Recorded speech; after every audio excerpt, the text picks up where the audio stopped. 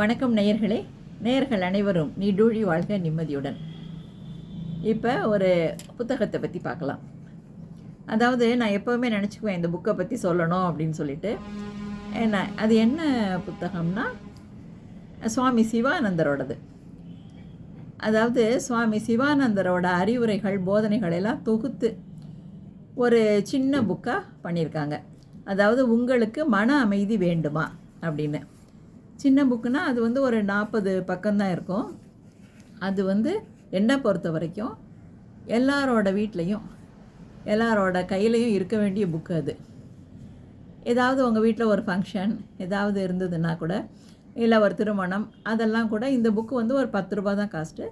இதை கூட நீங்கள் அன்பளிப்பாக கொடுக்கலாம்.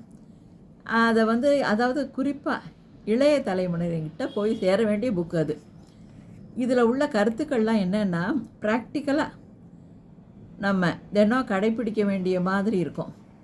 இதை படித்து இதை ஃபாலோ பண்ணாலே ஒரு மனிதன் அவன் எப்படி வையகத்தில் வாழலாம் அப்படிங்கிறத நெறிமுறைப்படுத்தக்கூடிய ஒரு நூல் இது.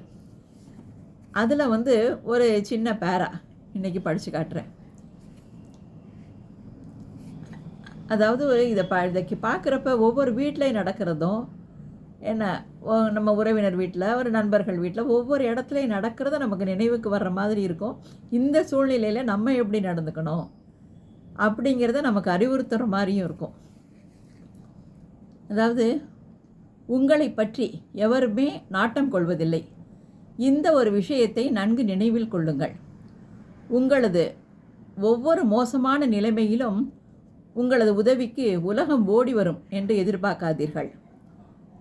கடவுளிடம் நம்பிக்கை கொண்டு தொடர்ந்து முயற்சியில் ஈடுபடுங்கள். உங்களுக்கு கடவுள் துணை இருந்தால் உலகமெல்லாம் எதிர்த்தாலும் நீங்கள் வெற்றி அடைவீர்கள். ஆனால் நீங்கள் கடவுளை இழந்து உலகின் உதவியை எல்லாம் பெற்றாலும் நீங்கள் தோல்வியையே அடைவீர்கள்.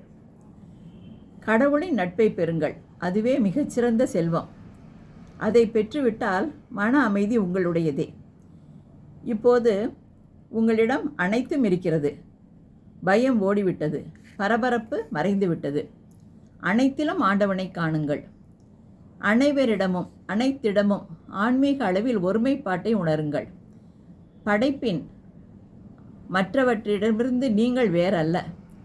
உங்களிடம் உள்ள அதிசயமான வாழ்க்கை தத்துவத்தின் மற்றொரு பெயரே கடவுள். அதை வாழ்க்கை என்று அழையுங்கள், உணர்வு என்று அழையுங்கள், இருப்பு என்று அழையுங்கள். இந்த அதிசய தத்துவம் எங்கும் நிறைந்தது, என்றும் உள்ளது. காரணம் காரியமற்றது. மகிழ்ச்சியாய் இருங்கள். உங்களிடம் நிலவும் கடவுளுக்கு பெருமை சேர்க்கும் விதத்தில் சிந்தியுங்கள், பேசுங்கள், நடவுங்கள். கீழ்மகன் ஒருவனின் இலக்கணங்களான கயமை, இழிகுணம், ஏமாற்றுதல், சுயநலம் ஆகியவற்றை ஒதுக்குங்கள். அனைவருடனும் ஆன்மநேய ஒருமைப்பாட்டை உணருங்கள். நேரிய பாதையில் உங்கள் வாழ்க்கை செல்லத் தொடங்கும். உங்கள் ஆன்மீக முன்னேற்றம் விரைவாக இருக்கும். நீங்கள் விரும்பும் அனைத்து அமைதியும் உங்களிடம் நிலவும். தினமும் காலையில் படுக்கையை விட்டு எழுந்திருக்கும் போது 2 நிமிடம் கடவுளிடம் பிரார்த்தனை செய்யுங்கள். உங்களை படைத்தவருக்காக இந்த நேரத்தை நீங்கள் ஒதுக்கலாம் இல்லையா? இறைவா, இன்று உமது விருப்பத்தை நிறைவேற்ற எவ்விதம் நீர் விரும்புகிறீரோ அவ்விதம் என்னை பயன்படுத்துவீராக. நான் என்னை ஒன்றுமில்லாதவனாக ஆக்கி உங்கள் பொறுப்பில் என்னை முழுக்கவும் விட்டுவிடுகிறேன். இவ்வாறு சொல்லுங்கள். இது ஒரு பேரா. அப்பப்போ இந்த புத்தகத்தில் உள்ளதை உங்களுக்கு படித்து காட்டுறேன். உங்களுக்கு நேரம் இருக்கிறப்ப புத்தக கடைக்கு போய் இந்த சிவானந்தரோட தொகுப்பான உங்களுக்கு மன அமைதி வேண்டுமாங்கிற சின்ன புக்கு இருக்கான்னு கேட்டு நீங்கள் வாங்குங்க. வாங்கி அதை நீங்கள் உங்களால் முடிஞ்ச அளவு எல்லாருக்கும் அன்பளிப்பாக கொடுங்க. All the best. வாழ்த்துக்கள்.